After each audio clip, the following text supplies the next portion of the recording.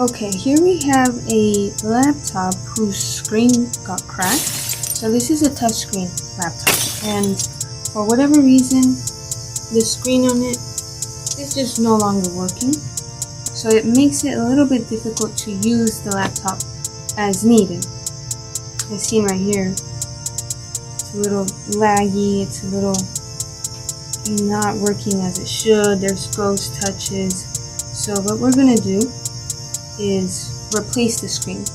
This is an HP Envy, so the screen has clips going all around it. All we have to do is pop those out, pop the screen connectors off, and the computer should start working as it should.